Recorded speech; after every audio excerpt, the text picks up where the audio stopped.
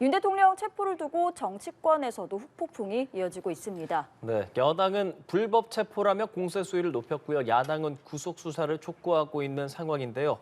자, 바로 국회 연결해 보도록 하죠. 정다혜 기자 나와주시죠. 네, 국민의힘은 수사권도 없는 공수처가 불법 체포영장을 집행했다는 주장을 이어갔습니다.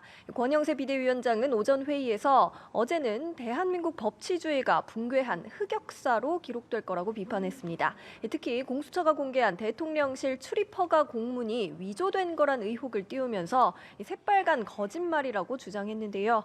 대국민 사기극, 사법 쿠데타라는 강도 높은 표현까지 동원됐습니다. 나경원 등 여당 의원 30여 명은 대통령 체포를 규탄하며 공수처를 항의 방문했습니다. 반면 민주당은 헌법과 법치, 정의와 상식이 살아있음을 확인한 역사적인 사건이라며 정반대 평가를 내놨습니다. 박찬대 원내대표는 오전 회의에서 공수처는 이제 윤석열을 곧바로 구속하고 내란 전모를 밝혀야 한다고 촉구했습니다.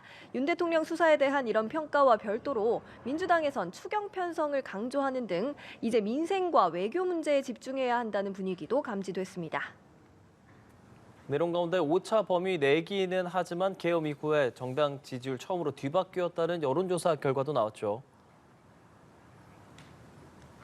네, NBS 등이 지난 13일부터 이틀간 성인 1,005명을 대상으로 진행한 여론조사 결과인데요. 이번 조사 결과에 따르면 국민의힘은 35%, 더불어민주당은 33%의 지지도를 각각 기록했습니다. 국민의힘은 지난주보다 3%포인트가 올랐고 민주당은 3%포인트 떨어졌습니다. 5차 범위 내긴 하지만 계엄 사태 이후 주요 기관의 정기 여론조사에서 여당 지지율이 야당을 앞선 건 이번이 처음입니다. NBS 여론조사 기준으로는 약 석 달 반 만의 역전입니다.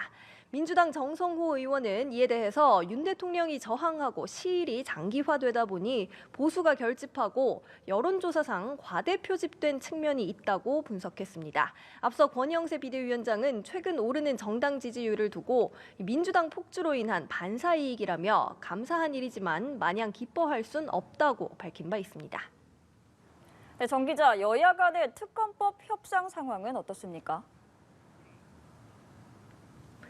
네, 국민의힘은 오늘 의원총회를 연 뒤 계엄특검법을 당론으로 발의하기로 했습니다. 권성동 원내대표는 민주당 특검법은 받을 수가 없다며 최악보다는 차악을 선택했다고 밝혔습니다. 여당안은 앞서 야당이 발의한 내란 특검법에서 외환죄를 빼고 수사 범위도 대폭 줄이는 법안이 될 걸로 보입니다.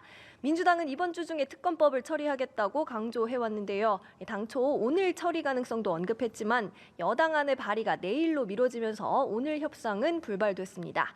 여야 원내대표는 내일 오전 여당안이 발의되면 이를 토대로 협상에 나서고 오후에 본회의를 열기로 했습니다. 의견 접근을 이루면 합의된 내용을 담은 특검법이 처리될 전망이고요. 합의가 불발되면 야당 주도로 야당안이 통과될 걸로 보입니다. 지금까지 국회에서 전해드렸습니다.